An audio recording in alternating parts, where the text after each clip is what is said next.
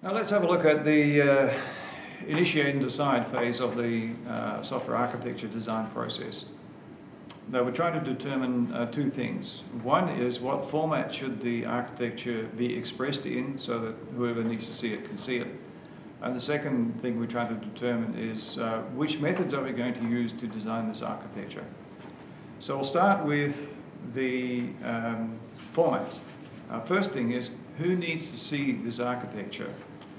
Among the various stakeholders, not all of the stakeholders will need to see the architecture. For example, the person paying for the system probably doesn't need to see the architecture, but the person who is going to use it probably will. The domain expert probably will need to see the architecture.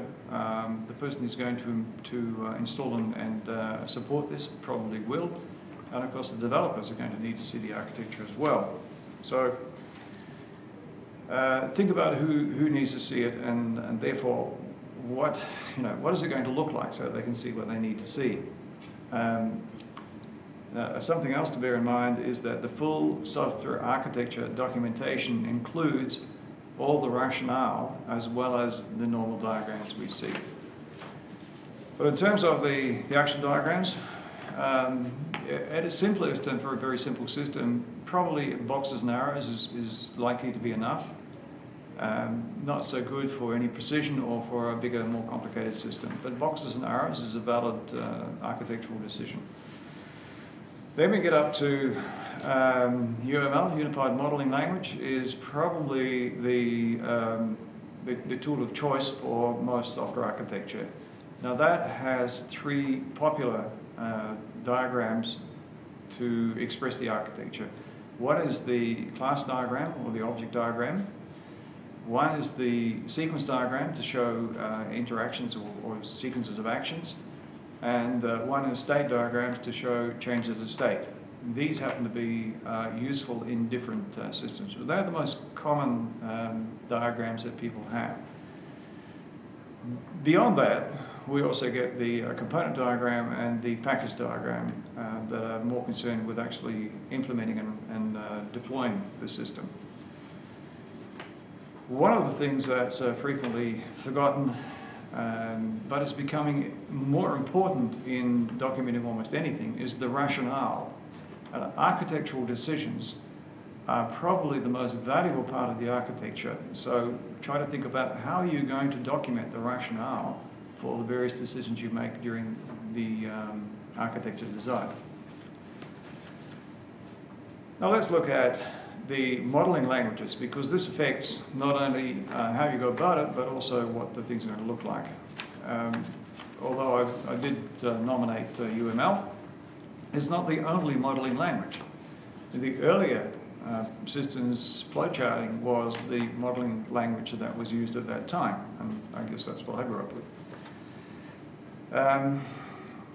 As I mentioned previously, boxes and arrows are fairly universally used and universally understood, if imprecise, method of documenting any design of anything, including architecture.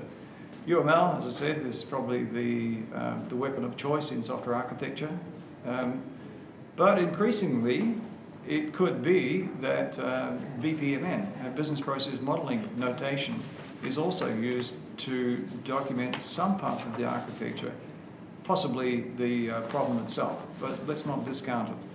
Now there are other modeling languages you can use. I think ADL, Architecture Description Language, there's various formal ones out there, and obviously you're free to choose them if you want. The process of software architecture has gone through a few fashions, I guess, but I'd recommend that you think about, as a first step, try to model the problem. That is, model what the problem is and how you're going to solve it without trying to think about this thing on a computer. Let's just model the problem. Now, for that, you could possibly use a spreadsheet to model what's actually going on. But I think that's a very important step, because too frequently, too many systems rush into implementation and never actually model what the problem is and how the problem is going to be solved. That's important. So, first thing to do is understand what the problem is and to model that. Now for that, you're likely to use a simple conceptual model. This is a class diagram model with all the entities, their attributes, and their relationships. Now, transfer that model to the computer system. So we have that model of how the world works and how the solution within that world is going to work. Now we transfer it to the computer so that we can deal with matters such as what's going to be running where and performance characteristics and the compromise that might have to be put in order to fit within the constraints that a computer imposes, even though there are not too many constraints. When you've got that under control, now we actually have to think about how this is going to be implemented, which is a third design, the implementation architecture of the thing. That gets into such considerations as if you're going to use a framework, what framework, if you're going to use components, which components, what's the infrastructure, and where is that going to fit. Now, how do we develop the software architecture itself? Well, usually you start by finding out what the business processes are, find out what things, what concepts are fit in that problem space, what those concepts, what the attributes of those concepts are, or if it's an actor, what does that actor know? Which is another way of saying what the attributes are. I mean, an actor knows their date of birth, for example, so that you could say that's an attribute or that's something they know. But we have now objects, their attributes. The last thing we need to know is what are their operations? What are they responsible for doing? Now it's amazing what you can express, what you can model with actors that have attributes and responsibilities. So that's a pretty good way of starting.